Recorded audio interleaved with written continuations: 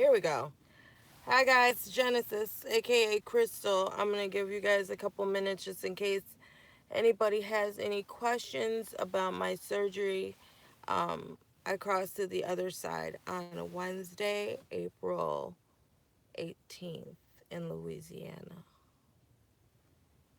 Whew.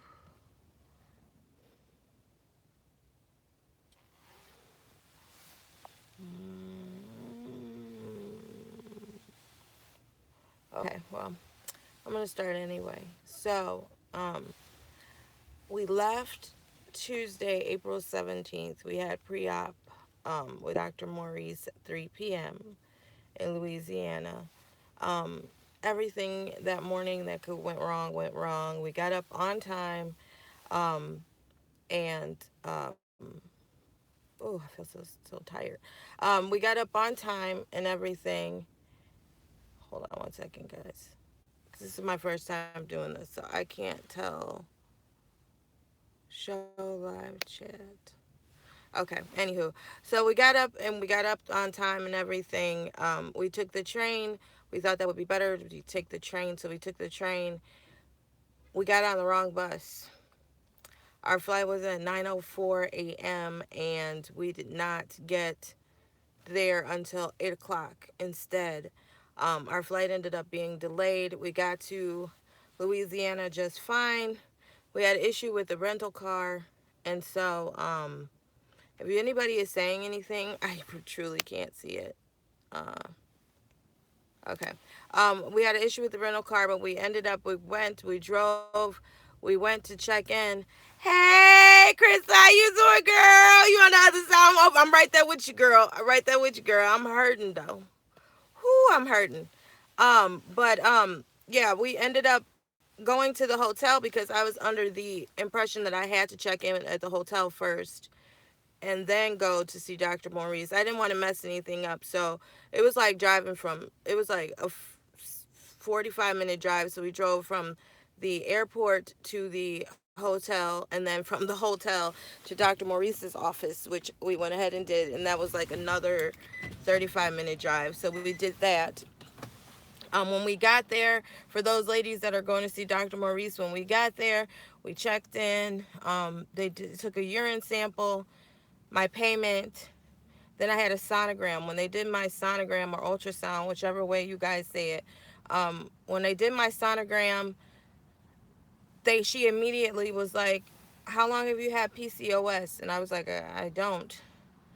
And she was like, well, on your chart, I said it says PTLS, post traumatic tubal ligation syndrome. So she kind of got really quiet, and I was like, what do you see? So when I looked up at the screen, you can clearly see when she went to my right ovary, these white dots and these black dots. No, it was white with black dots in it. And I was like, what is that? And she was like, well, he'll talk to you about it. And I was like, okay, so I get to see him today? She was like, yeah. So when I went, me and my husband went in the back and saw him, he said, it looks like signs of PCOS. He says, I guess like my neck, it's light here and it's dark here. And he's like, that's signs of insulin deficiency, which is parts of PCOS or whatnot. He said, it's not saying that I can't conceive, but he was saying it may be a little bit harder. And then he did a vaginal finger to see if my uterus could move and was pliable. And he said, yeah, I definitely can feel a polyp. So he said I had a polyp in there, and he said there's a test that I can get done in order to see if the polyp was PCOS. And he said the issue with the polyp is that if you get pregnant out of a whole big room, how he explained it to me, if you take a big room, there's this one thing attached to one wall, and if your embryo attaches to that, it doesn't have adequate blood supply, and it leads to miscarriage. So he said, I definitely want to go and take care of that, you know, as soon as possible, just to check on it. So I was like, okay. I was a ball of nerves. My surgery was scheduled to be at 11. I got there at 9:45. I didn't go in the back until 11:30. Once I got there in the back, I was even more nervous because I was all by myself. My husband wasn't there. I was like, oh shit, I don't know what they finna do to me. I was like, I was tripping hard, guys, like really, really hard. So, they got me hooked up to my IV and everything, checked everything. My name was wrong. They had to fix that. Like, I was like a ball of nerves. When I finally got into surgery, it was like 12:45. I'm looking up, I'm looking at all the equipment and everything. I'm starting to sweat. You know, I'm like, oh, this is all worth it. The rainbow is coming. You're good. You're good. You're good. I literally, she said this might burn a little, and then put the injection in, and it was like fire. I think I said like 722 curse words. I was as polite and prim and proper as I could be up until that shot, and then it was like the worst. When I woke up, it was kind of like my husband was standing over me, and he's like, "Are you okay? Are you okay?" Like, I remembered nothing. It was 4 something in the evening, and I'm like, yeah, I'm talking flabbergasted, and everything. And she said that I have 5.3 inches centimeters on the right and 5.6 on the left, with excellent flow. They said that it definitely was a polyp. It definitely does look like I have PCOS, and that I definitely need to get it checked out, and to give Dr. Maurice a call Monday so he can explain everything to me. So hopefully Monday I'll have a better answer for you guys. Um, as far as pain, Verkosha told me to use the behind the patch ear things. I was able to get it at last minute, so I had one behind my ear. I also had the C bands on. The C bands worked good, but as far as like my pain, he said I had a lot of scar tissue. He said he removed 2.5 inches of scar tissue, and serapeptates. Oh, thank you, baby. I hope so. Because the way I feel right now, honey, oh my God.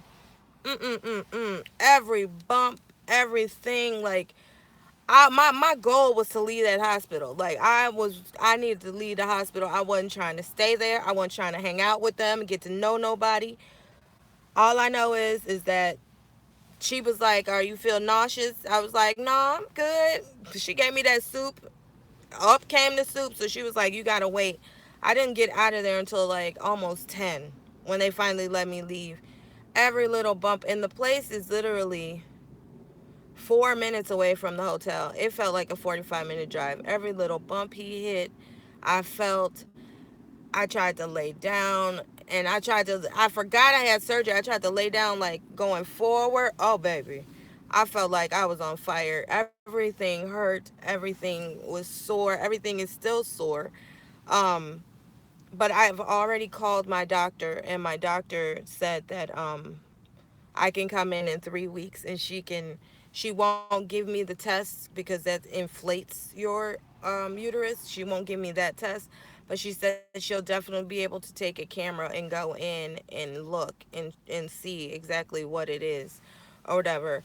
As far as how long he told me I needed to wait, he said because of the way everything looks in there, I'm trying not to cough, guys. The way everything looks inside, that I can go one cycle and then I can start trying, because he said the way it seems that my body healed after each one of my C-section left a lot of scar tissue. A lot of scar tissue. And he said by the way that he can see that my last cesarean healed, he can't be 100% that I won't have any issues on my left side. So once one cycle, if I'm up to it, we're going to go ahead and start to try. Um, my husband's cousin passed away suddenly last week before we left. And so he left this morning at 5 o'clock in the morning for Memphis for her funeral. And then I got a call at 6 something this morning from my mom saying she has an emergency surgery. She had a fibroid and a cyst that burst. So I know I'm not supposed to drive, guys. I called the Lyft. They never came. I called Uber.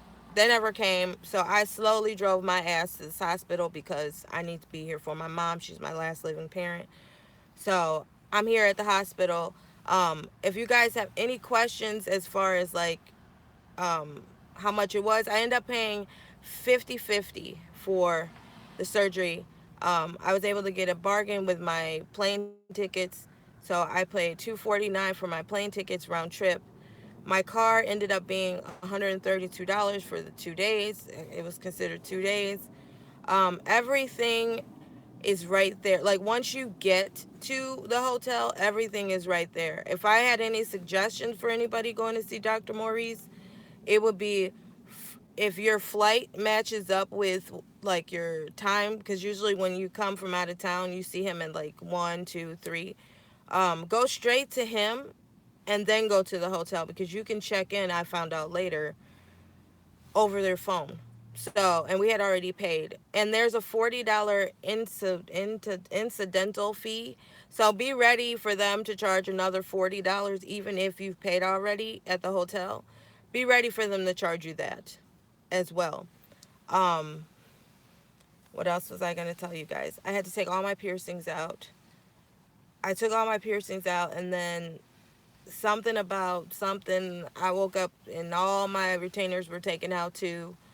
So I was a little pissed off about that. I don't know how I'm gonna get one that's up in here. I don't know how I'm gonna get that shit back in. But I left with Norco, and at the why are you honking at me? I'm not going anywhere. At the Walmart that's literally across the street, it was $34, so that's not bad. So my husband had picked that up for me and everything. Belly band is your best friend. I put the belly band on and it did wonders. I was able to walk a little bit better, move a little bit better than I did before. So that did work really, really, really, really well. I will do a more in-depth video for you guys on, I took video of, how it looks when you get there, what's across the street, all that good stuff. But if you have any questions, feel free to leave them in the comments below any of my videos and I will answer them for you guys. I love you guys. I'm so sleepy and tired, but I'm going to go into this hospital. Thank you for everybody for your well wishes. So many people sent me well wishes while this process was going on. I felt like the process would never get here, and even with the negative that happened, I'm still very, very, very, very, very excited and very positive about this. I love you guys so much. Peace.